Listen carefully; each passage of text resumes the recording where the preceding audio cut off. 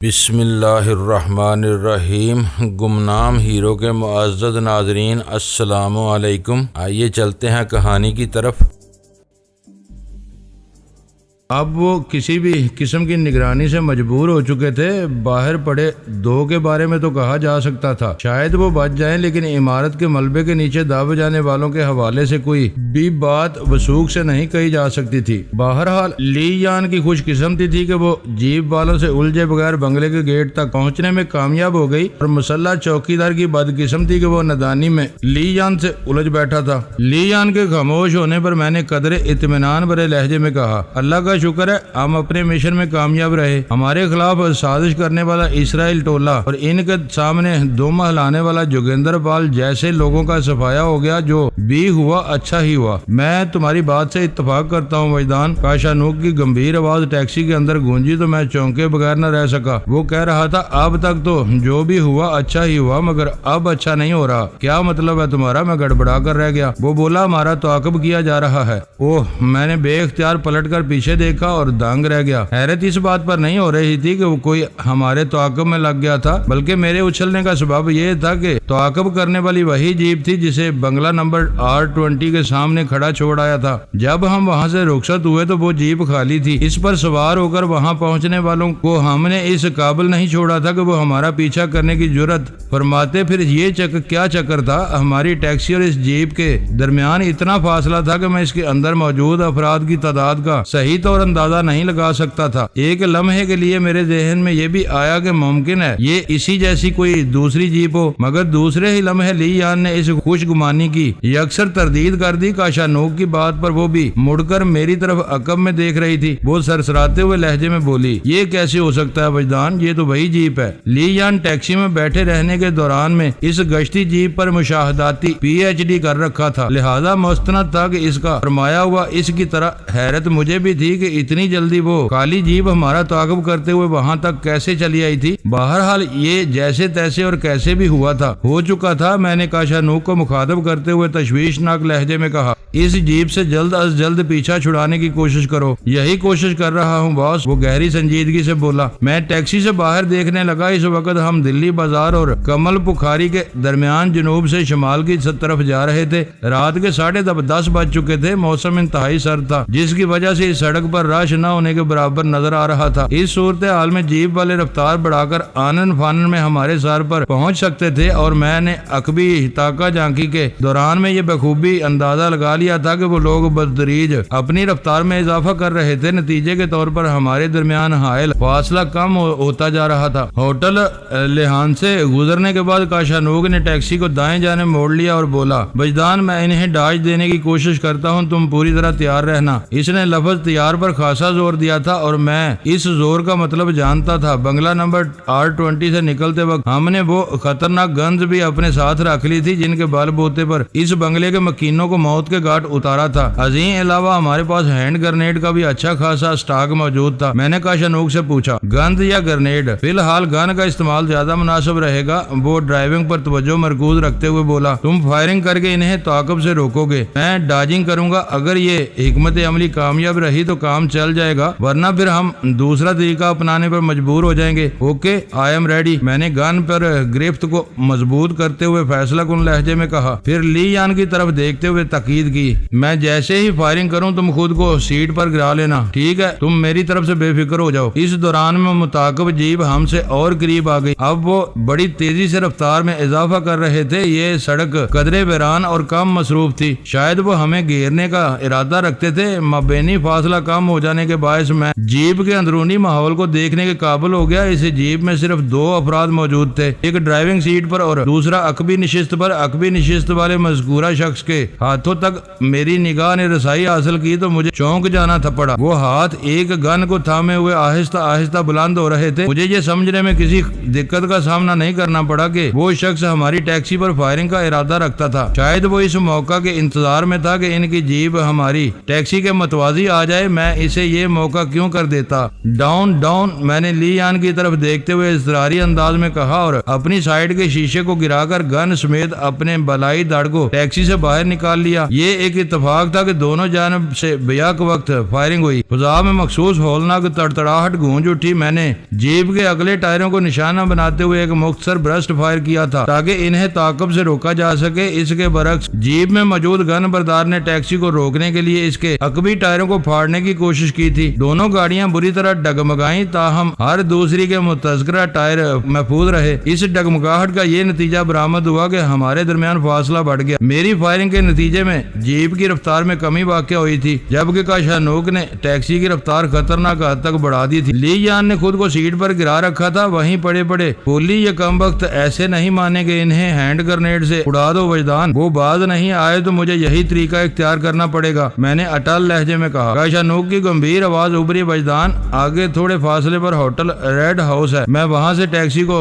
بائیں جانب موڑوں گا، وہاں سے آگے نسبتاً زیادہ سنسان علاقہ ہے، وہاں خاموشی اور سناٹے کا راج ہے، تم جج کر لو۔ اگر فائرنگ سے کام نہ چل سکے تو ہینڈ گرنیڈ کو آزمایا جا سکتا ہے، لیکن جو بھی کرنا ہے فوراً ہی کر ڈالو۔ وہ لمحہ بھر کو متوقف ہوا، پھر بات کو مکمل کرتے ہوئے بولا، دو طرف ہونے والی فائرنگ نے قانون کے محافظوں کو اس طرف متوجہ کر دیا ہوگا، ہو سکتا ہے جلد ہی ہمارا کسی پیٹرولنگ کار سے واسطہ پڑ جائے۔ میں نے چٹانی لہجے میں کہا، انشاءاللہ اس کی نوبت نہیں آئے گی، پولیس کی توجہ سے پہلے ہی ہم ان کا صفایا کر دیں گے۔ بات ختم کرتے ہی میں نے عقبی منظر کا جائزہ لیا۔ متعاقب جیپ خاصی مشتعل نظر آئی، میری فائرنگ نے شاید اسے آتش زیر ٹائر کر دیا تھا۔ وہ طوفانی رفتار سے ہم پر چڑھ دوڑی چلی آ رہی تھی۔ اس بار میں نے دو طرفہ اٹیک کا فیصلہ کیا۔ ہینڈ گرنیڈ والا بیگ عقبی نشست پر رکھا تھا، میں نے لی یان کے تعاون سے ایک گرنیڈ کو ہاتھ میں لیا، بڑی مہارت اور احتیاط سے اس کی پن کو کھینچا اور کھڑکی سے ہاتھ باہر نکال کر اسے متعاقب جیپ پر اچھال دیا۔ اگلے ہی لمحے ایک قیامت خیز دھماکہ سنائی دیا، گرنیڈ اپنی منزل پر پہنچ کر پھٹ گیا تھا۔ اس کی کارکردگی کو چیک کرنے کے لیے میں نے گن تھامے اپنے بلائی داڑ کو کھڑکی سے باہر نکالا۔ میں اس گن سے سونے پر سہاگا کے مصداق جیپ پر ایک خطرناک برسٹ فائر کرنا چاہتا تھا، مگر اس سے پہلے کہ میں ٹریگر پر جمی انگلی کو زحمت دیتا، ایک خونچ کا منظر نے میری قوت حرکت سلب کر دی۔ وہ متعاقب جیپ کا تباہ کاری کا خوفناک منظر تھا۔ میرے پھینکے ہوئے گرنیڈ نے جیپ کے پرخچے اڑا دیے۔ اس کے وجود کا بچا کھچا حصہ جو اس وقت سڑک پر دکھائی دے رہا تھا، اس نے آگ کے کسی بھڑکتے ہوئے گولے کی صورت اختیار کر لی تھی۔ یقین سے کہنا مشکل تھا کہ ہمارے دشمنوں کے پرخچے اڑ گئے تھے یا وہ آگ کے اس گولے میں مقید ہو کر رہ گئے تھے۔ کبھی کچھ بھی تھا،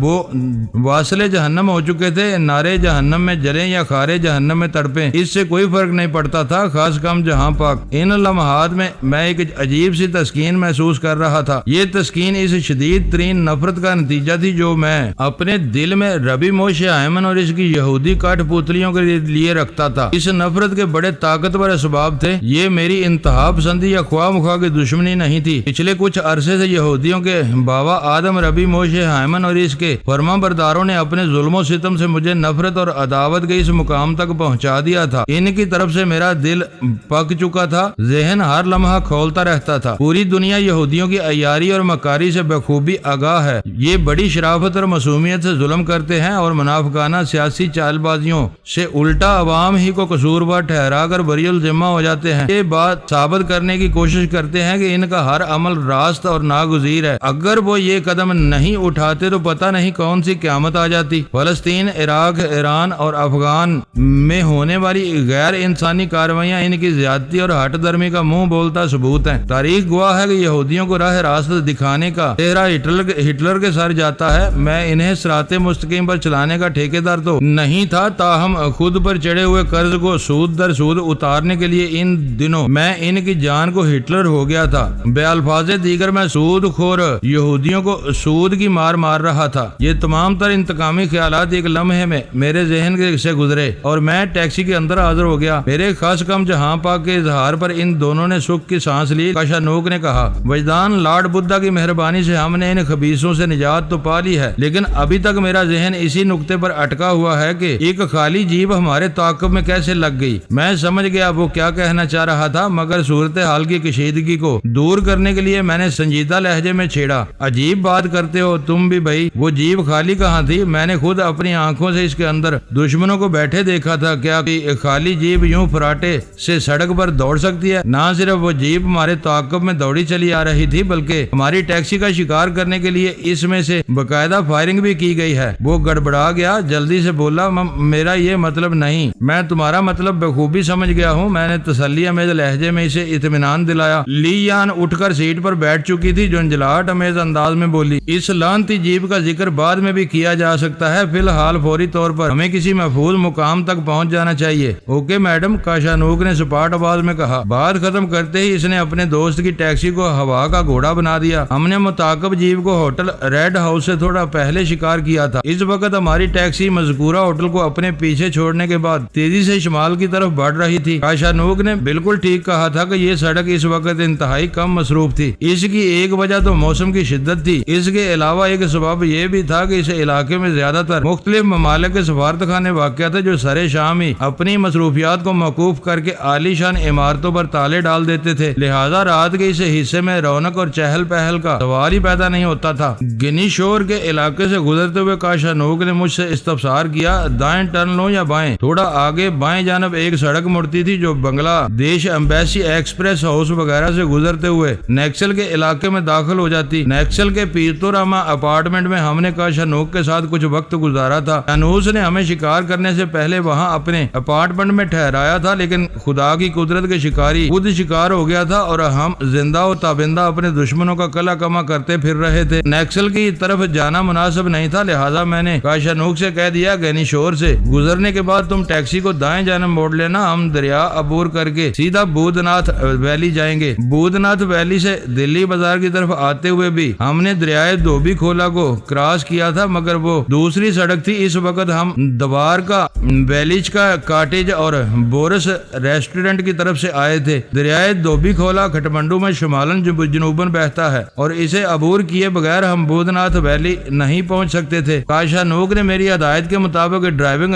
جاری رکھی اور جلد ہی ہم دریائے دھوبی کھولا والے پل پر پہنچ گئے۔ پھر جیسے ہی ہماری ٹیکسی نے پل پر قدم رکھے، ایک بڑی گڑبڑ نے ہمیں چونکنے پر مجبور کر دیا۔ پل کے دوسرے کنارے پر دو گاڑیاں ایک دوسرے سے منہ جوڑے ایسے کھڑی تھی کہ آگے بڑھنے کی راہ مسدود ہو کر رہ گئی تھی۔ یقیناً یہ بندوبست ہمارے فرار کو ناکامیاب بنانے کے لیے کیا گیا تھا۔ اس بات میں کسی شک و شبے کی گنجائش نہ رہی کہ ہمارے دشمن ہمیں گھیرنے کے لیے خاصے وسیع پیمانے پر سرگرم ہو چکے تھے۔ میں نے اس صورتحال میں کاشانوک کو ہدایت جاری کی، ٹیکسی کو واپس موڑ لو، آگے بڑھنا ممکن نہیں رہا۔ پیش آمدہ سچویشن میں کاشانوک نے ٹیکسی کو روک لیا تھا۔ میری ہدایت پاتے ہی اس نے آنن فانن میں بیک گیئر لگایا اور بڑی تیزی سے ٹیکسی کو پیچھے لانے کی کوشش کی۔ اس دوران میں ہماری راہ کھوٹی کرنے والا بھی نمودار ہو گئے۔ پتہ نہیں وہ گاڑیوں کے اندر سے برآمد ہوئے تھے یا ان کے عقب میں نشست سنبھالے ہماری راہ دیکھ رہے تھے۔ وہ کل 4 افراد تھے اور چاروں ہی مسلح۔ یہ بڑی نازک صورتحال تھی، پل کی لمبائی زیادہ نہیں تھی اور وہ چاروں مسلح افراد بھاگتے ہوئے ہماری جانب بڑھ رہے تھے۔ اگر وہ اپنی گند کے دانے کھول دیتے تو ہماری ٹیکسی کو چھلنی میں بدلتے ہوئے ذرا دیر نہ لگتی اور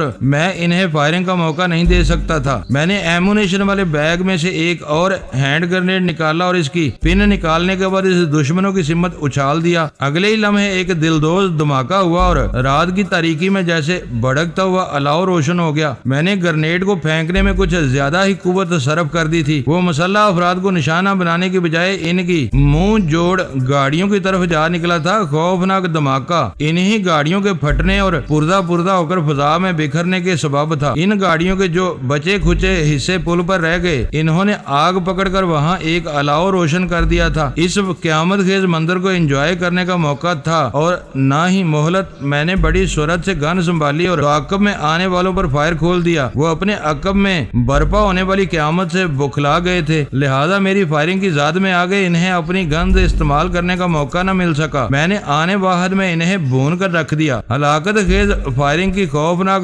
تڑتڑاہٹ نے رات کے یخ بستہ سناٹے کو تار تار کر دیا۔ یہ اس سناٹے پر دوسرا حملہ تھا۔ عظیم قبل ہینڈ گرنیڈ کے نتیجے میں ہونے والی بلاسٹنگ نے اس بری طرح مجروح کر دیا تھا۔ اچانک مجھے ایک شدید جھٹکا لگا اور خطرناک گن ہاتھوں سے نکل کر باہر جا گری۔ ٹیکسی سے نکل کر تاریکی میں گن تلاش کرنے کے بارے میں سوچنے سے پہلے ہی ایک اور جھٹکا محسوس ہوا۔ اس جھٹکے نے ہماری ٹیکسی کو بری طرح لہرا دیا اور وہ پل کی ریلنگ سے جا ٹکرائی۔ میں نے گردن اٹھا کر عقب میں دیکھا تو صورتحال مجھ پر کھل گئی۔ کاشانوک ٹیکسی کو ریورس گیئر میں پیچھے لے جا رہا تھا، لیکن اس سے پہلے کہ وہ ٹیکسی کو پل سے اتار کر واپس سڑک پر لے جاتا، اس کی کوشش کو ناکامیاب بنا دیا گیا اور ایسا کرنے والا ایک چھوٹا ٹرک تھا۔ ہم ایک واہیات صورتحال میں پھنس کر رہ گئے تھے۔ عقب سے آنے والی اس چھوٹے ٹرک نے دیدہ و دانستہ ہماری ٹیکسی کو ٹھوکروں پر رکھ لیا تھا، جس سے اس کے دشمن ہونے میں کوئی شبہ باقی نہیں رہا تھا۔ پے در پہ پہنچنے والے دو خطرناک جھٹکوں نے مجھے بتا دیا کہ اگر فوری طور پر اس ٹرک کی پیش قدمی کو نہ روکا گیا تو وہ ہماری ٹیکسی کی ایسی کم تیسی کر کے رکھ دے گا۔ ہماری ٹیکسی پل کی ریلنگ سے ٹکرانے کے بعد آڑی ہو کر مختصر سی فٹ پاتھ پر چڑھ بیٹھی تھی۔ ریلنگ کے ساتھ ساتھ پل کی دونوں جانب 3 فٹ چوڑی فٹ پاتھ بنی ہوئی تھی اور ہماری ٹیکسی اس ٹرک سے ٹکرے کھانے کے بعد اس فٹ پاتھ پر نکل آئی تھی۔ وہ بڑے نازک اور فیصلہ کن لمحات تھے۔ ٹیکسی کو ریورس کر کے پیچھے لانا ممکن نہیں رہا تھا۔ اس کا اگلا حصہ ریلنگ سے جڑا ہوا تھا۔ کاشانوک نے چیخ سے مشابہ آواز میں کہا، وجدان اسے روکو ورنہ۔ اس کا جملہ مکمل ہونے سے پہلے ہی لی یان نے چلائی، ہمیں فوراً ٹیکسی سے باہر نکل جانا چاہیے ورنہ یہ ظالم ٹرک ہمیں ٹیکسی سمیت دریا میں پھینک دے گا۔ لی یان کا خدشہ برمحل تھا۔ اس نے موقع کی سنگینی کو پوری طرح محسوس کر لیا تھا۔ میں نے کمر کو حتی المقدور موڑ کر اس خونی ٹرک کی طرف دیکھا۔ وہ چند قدم پیچھے ہٹنے کے بعد بڑے وحشتناک انداز میں ہماری سمت آ رہا تھا۔ اس کے انداز میں ایک دیوانگی پائی جاتی تھی۔ میں نے سیکنڈ کے لاکھ میں حصے میں محسوس کر لیا کہ وہ اپنی ایک خوفناک ٹکر کے نتیجے میں ہمیں بڑے حسرتناک سٹائل میں دریا برد کرانے کا ارادہ رکھتا تھا۔ میں نے بجلی ایسی صورت سے اس طوفانی ٹرک پر ایک طویل برسٹ مارا۔ اس قاتل ٹرک کی ہیڈ لائٹ سے چکنا چور ہو گئی۔ اس کے ساتھ ہی اس کے اگلے ٹائر بھی پھٹ گئے۔ ونڈ سکرین کا بھی کباڑا ہو گیا۔ اس سکرین کے پیچھے موجود افراد پر کیا بیتی ہوگی یہ دیکھنے کی میرے پاس مہلت نہیں تھی۔ میں نے آؤ دیکھا نہ تاؤ اور اپنی سائیڈ کا دروازہ کھول کر باہر لڑک گیا۔ اس کے سوا میرے پاس کوئی چارہ کار باقی نہیں رہا تھا۔ میں ٹیکسی سے باہر آنے کے بعد رولنگ کرتے ہوئے فٹ پاتھ پر دور تک لڑکتا چلا گیا اور اسی لڑکن کے دوران میں نے ایک خوفناک دھماکے کی آواز سنی۔ یہ ایسی ہی دل دوز آواز تھی جیسے کوئی عظیم الجثہ پہاڑ کسی رائی سے ٹکرا گیا ہو۔ اگلے ہی لمحے نشیب میں ایک چھپاکے کی مخصوص آواز ابری۔ یہ سمجھنے میں مجھے ذرا بھی دشواری محسوس نہ ہوئی کہ یہ مخصوص آواز ہماری ٹیکسی کے دریا کی سطح سے ٹکرانے کے نتیجے میں پیدا ہوئی تھی۔ میرا دل دھک سے رہ گیا۔ میری بے دریغ فائرنگ کے باوجود بھی وہ ٹرک رکا نہیں تھا۔ حرکت کرنے والا جسم جس قدر بھاری بھرکم ہو اس کا مومنٹم اتنا ہی زیادہ ہوتا ہے۔ ٹائر برسٹ ہو جانے کے باوجود بھی وہ ٹرک اپنے مومنٹم کے زور پر چیختا چنگاڑتا ہوا آگے بڑھا تھا اور ہماری ٹیکسی کو ایک خوفناک ٹکر مار کر اس نے دریا میں پھینک دیا تھا اور اس ٹیکسی میں لی یان کاشانوک بھی موجود تھے۔ اس تشویشناک صورت حالات نے مجھے بری طرح بکھلا کر رکھ دیا۔ میں نے اضطراری انداز میں گردن اٹھا کر دیکھا۔ میں رولنگ کرتے ہوئے جائے وقوع سے 10-12 فٹ مشرق کی سمت نکل آیا تھا۔ میری نگاہ نے ایک وحشتناک منظر دیکھا۔ ہماری ٹیکسی کا وہاں نام و نشان نہیں تھا۔ ہمیں کچلنے اور روندنے والا ٹرک فٹ پاتھ پر چڑھا ریلنگ سے ٹکا کھڑا تھا۔ میں نے بے ساختہ لی یان اور کاشانوک کی تلاش میں ادھر ادھر نظر دوڑائی لیکن وہ دونوں مجھے کہیں دکھائی نہ دیے۔ پول لائٹس کے سبب پل پر مناسب روشنی ہو رہی تھی۔ اگر انہوں نے میری طرح دریا برد ہونے والی ٹیکسی میں کودنے کی کوشش کی ہوتی تو وہ کہیں نہ کہیں ضرور نظر آ جاتے۔ تو کیا وہ دونوں بھی ٹیکسی کے ساتھ ہی دریا میں چلے گئے؟ اس ہولناک خیال نے مجھے دہلا کر رکھ دیا۔ دریائے دھوبی کھولا میں ان دنوں بہت زیادہ پانی تو نہیں تھا لیکن اتنا ضرور تھا کہ ایک ٹیکسی کیا کوئی ڈبل ڈیکر بس بھی بآسانی اس تہ میں بیٹھ کر دیکھنے والوں کی نگاہوں سے اوجھل ہو سکتی تھی۔ میں نے خطرناک آٹومیٹک گن کو مضبوطی سے سنبھالا اور محتاط قدموں سے ٹرک کی جانب بڑھ گیا۔ ٹرک والے دشمنوں کا رویہ مجھے تشویش میں مبتلا کر رہا تھا۔ ان کی پراسرار خاموشی سمجھ میں آنے والی نہیں تھی۔ یا تو وہ سب میری خوفناک فائرنگ کے نتیجے میں جہنم واصل ہو چکے تھے یا پھر اس قابل نہیں رہے تھے کہ ٹرک سے باہر نکلنے کی سکت رکھتے ہوں۔ میں ٹرک سے چند فٹ کے فاصلے پر پہنچا تو فائرنگ کی آواز سن کر چونک اٹھا۔ یہ آواز ٹرک کی دوسری جانب یعنی پل کی مغربی سمت سنائی دی تھی۔ اس طرف پل کا ابتدائی حصہ برسٹ فائر کے جواب میں لمحاتی خاموشی کا وقفہ آیا، پھر سنگل شاٹ فائر کی آواز گونجی۔ اس فائر کے ساتھ ہی ایک دردناک انسانی چیخ بھی بلند ہوئی۔ مجھے یہ جاننے میں کوئی دقت پیش نہ آئی کہ وہ چیخ کسی مرد کے حلق سے خارج ہوئی تھی کیونکہ چیخ کے فوراً بعد اس شخص نے اپنے منہ نما گٹر کا ڈھکنا اٹھا دیا تھا اور وہاں سے ناقابل تحریر اور ناقابل اشاعت گالیاں ابل ابل کر باہر آنے لگی تھیں۔ اس صورتحال سے مجھے خاصی تقویت محسوس ہوئی۔ مادر پتر آزاد گالیاں دینے والی آواز ہرگز کاشانوک کی نہیں تھی اور سنگل شاٹ فائر کسی ہلکی گن سے کیا گیا تھا۔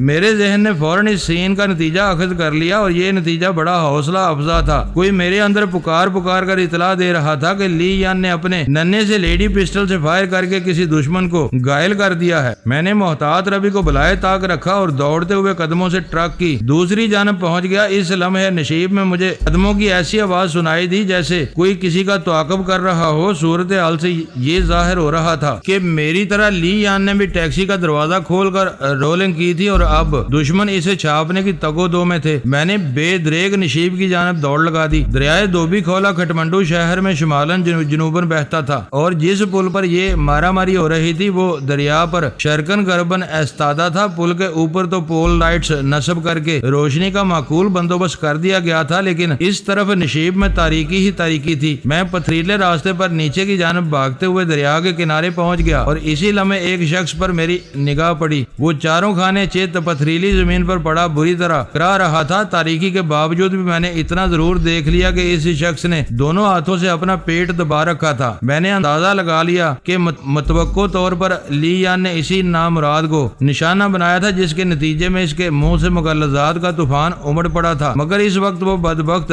بڑی حد تک شانت ہو چکا تھا۔ اس کی تمام تر کوشش محض کراہنے تک محدود تھی۔ ان دشمنوں نے میری خاطر بہت تکالیف اٹھائی تھی، لہٰذا اس کڑے وقت میں میرا فرض بنتا تھا کہ ان کی مدد کروں۔ میں اسی نیک مقصد کی خاطر جھک کر اس کا جائزہ لینے لگا۔ وہ گرم سوٹ میں ملبوس ایک سفید فام تھا۔ زیادہ امکان اس بات کا تھا کہ وہ اسرائیلی یا کم از کم یہودی ضرور ہوگا۔ لمحاتی معائنے نے مجھے بتا دیا لی یان کی چلائی ہوئی گولی نے اس کا پیٹ چھید ڈالا تھا۔ تاریکی کے باعث وثوق سے تو نہیں کہا جا سکتا تھا، تاہم میرا اندازہ یہی تھا کہ گولی اس کے دائیں گردے کے آر پر ہو گئی تھی۔ وہ آر پر جیسی کیفیت میں اپنی زندگی کی آخری تکلیف دہ سانسیں لے رہا تھا۔ اسے اس اذیت سے نجات دلانا مجھ پر لازم ہو گیا۔ میں نے اکڑوں بیٹھتے ہوئے ایک ہاتھ کی ہتھیلی کو اس کی ٹھوڑی کے نیچے جمایا اور دوسرا شفقت بھرا ہاتھ اس کے سر کے اوپر رکھتے ہوئے ایک جرک کے ساتھ کلاک وائز جھٹکا دیا۔ اس کمبخت کی گردن میرے ہاتھوں میں یوں جھولنے لگی جیسے کسی پزمردہ بیل پر مردہ ترئی جھولتی ہے۔ میں نے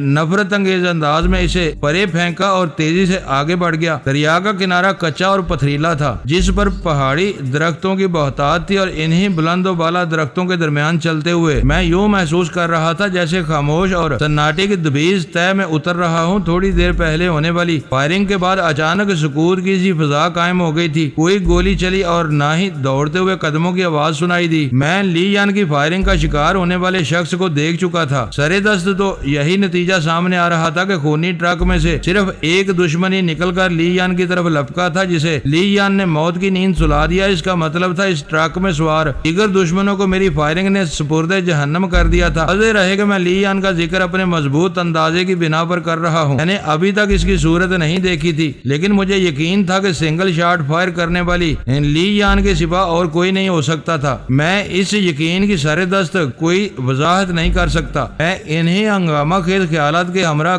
محتاط قدم اٹھاتے ہوئے دریا کے ساتھ ساتھ آگے بڑھتا رہا۔ سب سے زیادہ تشویش مجھے لی یان کی طرف سے تھی۔ کرائن سے یہی ظاہر ہوتا تھا کہ وہ بحفاظت ٹیکسی میں سے باہر نکل آئی تھی۔ گولی کی آواز نے مجھے بتایا تھا کہ وہ کسی لیڈی پسٹل سے فائر کی گئی تھی، لیکن لی یان اچانک کہاں غائب ہو گئی یہ سمجھ میں نہیں آ رہا تھا۔ ابھی تک کاشانوک کی موجودگی کے کوئی آثار سننے یا دیکھنے میں نہیں آئے تھے۔ اغلب امکان یہی تھا کہ اسے ٹیکسی میں سے باہر کودنے کا موقع نہیں مل سکا۔ ٹرک کی پہلی خوفناک ٹکر نے ٹیکسی کو پل کی ریلنگ کے ساتھ بری طرح ٹکرایا تھا، جس کے نتیجے میں اس کا سامنے والا حصہ بڑے بھیانک انداز میں متاثر ہوا تھا۔ اگر کاشانوک ٹیکسی کے اندر دریا کی تہہ میں پہنچ گیا تھا تو یہ بھی کچھ کم تشویشناک صورتحال نہیں تھی۔ میں نے دکھتے ہوئے دل کے ساتھ پہلو میں بہتے ہوئے دریائے دھوبی کھولا کی سطح کو دیکھا۔ سناٹے بھری تاریکی میں دریا کی سطح بڑی ہیبت ناک دکھائی دی۔ میں یکا یک رک کر بہتے پانی کی اس ہیبت ناک اور پر ہول سطح کو گورنے لگا۔ میرا ذہن یہ تسلیم کرنے کو تیار نہیں تھا کہ کاشانوک ختم ہو گیا۔ اس کی موت کا تصور میری سوچ کے لیے ناقابل قبول تھا۔ شاید یہ اس جذباتی وابستگی اور انسیت کا نتیجہ تھا جو بہت ہی کم وقت میں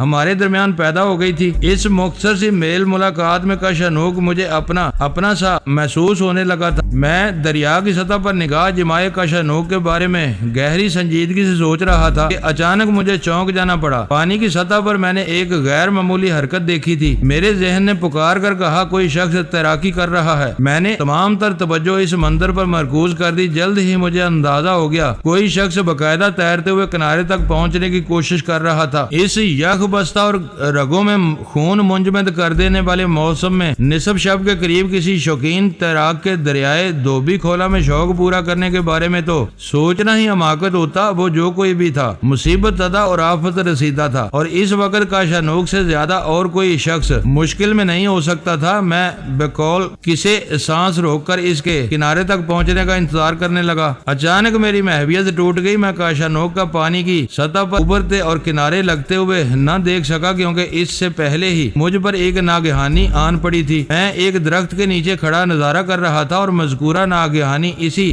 درخت پر سے نازل ہوئی تھی۔ گرم لبادے میں ملبوس وہ کوئی بہت ہی دھواں دار آفت تھی، اور اس نے مجھ پر وارد ہوتے ہی مجھے اپنے مضبوط جبھے میں جکڑ لیا۔ اس افراتفری میں گن میرے ہاتھ سے چھوٹ کر ادھر ادھر ہو گئی۔ وہ جو کوئی بھی تھا اس کے جسم میں کسی بفرے ہوئے سانڈ جیسی طاقت بھری ہوئی تھی۔ میں نے اس کے قوی توانا بازوؤں کی گرفت میں خود کو مجبور پایا۔ یہ مجبوری لمحاتی ثابت ہوئی، کیونکہ میں نے چشمے زدن میں اپنی آواز پر قابو پا لیا تھا۔ وہ شخص میرے عقب میں موجود رہ کر دائیں بائیں جھٹکے دیتے ہوئے مجھے نیچے گرانے کی کوشش میں تھا۔ میں نے اچانک اپنے جسم کو ڈھیلا چھوڑ دیا۔ میری مزاحمت کو دیکھتے ہوئے مد مقابل میری طرف سے ایسے کسی رد عمل کی توقع نہیں رکھتا تھا، لہٰذا وہ بڑی آسانی سے میری چال میں آ گیا۔ میں نے بدن کو ڈھیلا چھوڑتے ہوئے آگے کو گرایا تھا، وہ بھی طاقت کی جھونک میں میرے اوپر ہی گرتا چلا آیا۔ اس کا یہ عمل غیر ارادی تھا، جبکہ میں نے ایک سوچے سمجھے منصوبے کے تحت وہ حرکت کی تھی، چنانچہ وہ مار کھا گیا۔ میں نے زمین کی طرف آتے ہوئے اپنے ذہن کو پوری طرح بیدار رکھا، اور میرے ذہن نے سیکنڈ کے 1000ویں حصے میں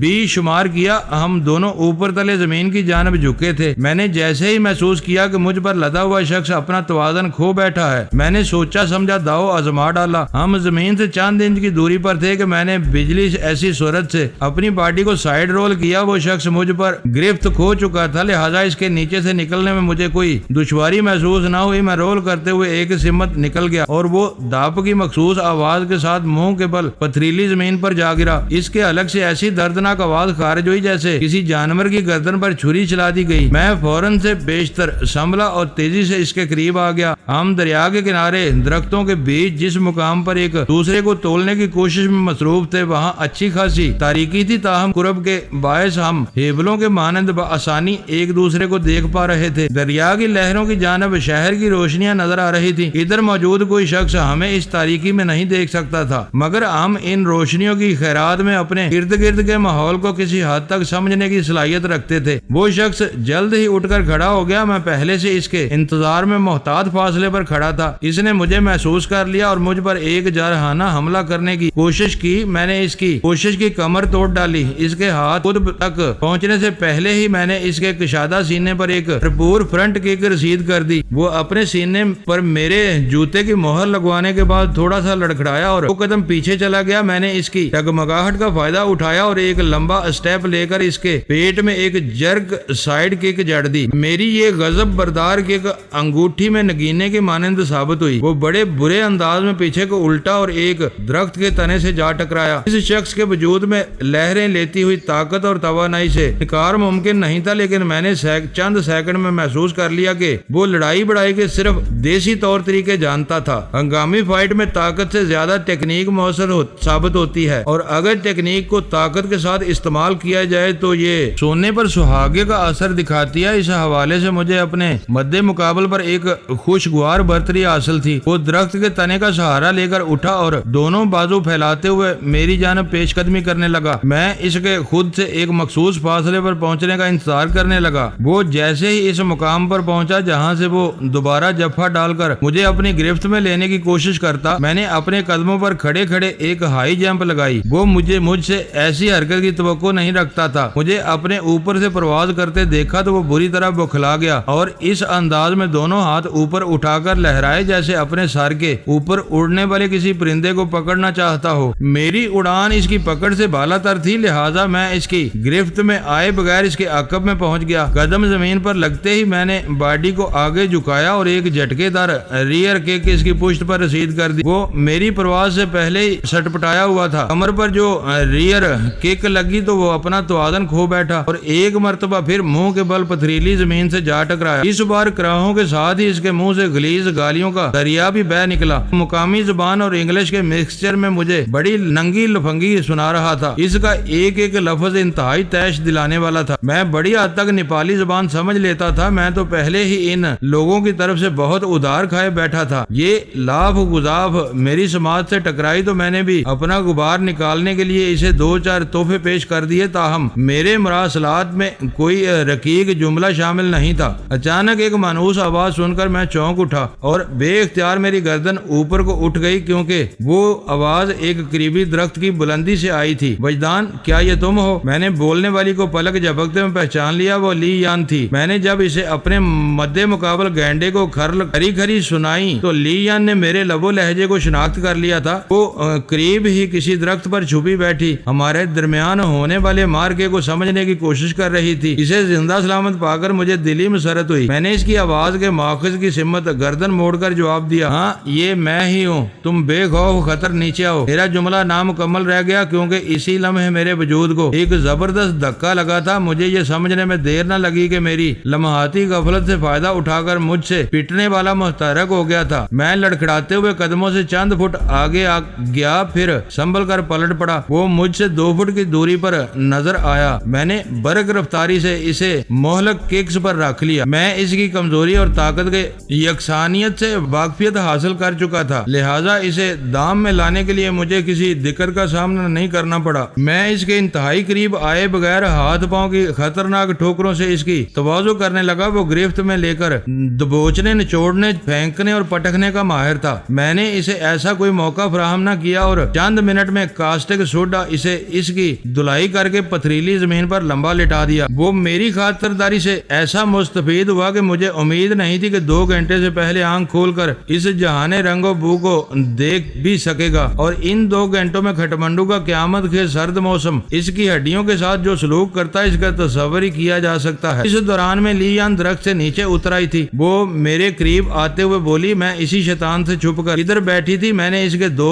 ساتھیوں کو تو ٹھنڈا کر دیا ہے، یہی منوس قابو نہیں آ رہا تھا، پتہ نہیں کس سانڈنی نے اسے جنم دیا ہے۔ آخری جملہ اس نے بڑی تلخی سے ادا کیا تھا، لیکن میں اس کے ابتدائی جملوں میں الجھا ہوا تھا۔ میں نے اسے اپنے مزید قریب کرتے ہوئے استفسار کیا۔ میرا اشارہ بے ہوش ہونے والے گینڈے کی جانب تھا۔ میں اس کے ایک ساتھی کو تو میں نے اس طرف آتے ہوئے راستے میں زخمی پڑے دیکھا۔ تم کسی تیسرے بندے کا ذکر کر رہی ہو، وہ چند گز ادھر انٹا غفیل پڑا ہے۔ اس نے اندھیرے میں ایک سمت اشارہ کیا۔ میں نے مارشل آرٹس کے 2-4 کاری ہاتھ دکھا کر اسے زمین چاٹنے پر مجبور کر دیا تھا۔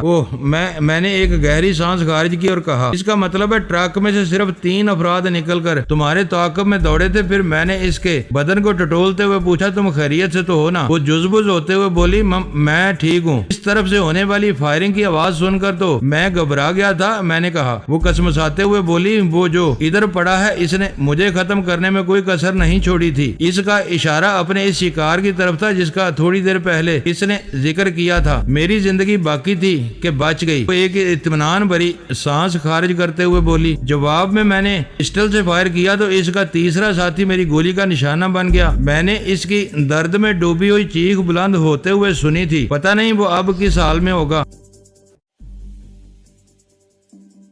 معزز ناظرین، لائک کریں، شیئر کریں اور کمنٹس باکس میں پاک آرمی زندہ باد، پاکستان پائندہ باد کا نعرہ ضرور درج کر کے اپنے ملک پر فخر کریں اور پاکستان کی بنیادیں مضبوط کرنے میں اپنا کردار ادا کریں۔ ویڈیو دیکھنے کا شکریہ۔ معزز ناظرین، اپنا خیال رکھیے گا اور ہمارے چینل کا بھی۔ ISI پاک آرمی زندہ باد، پاکستان پائندہ باد۔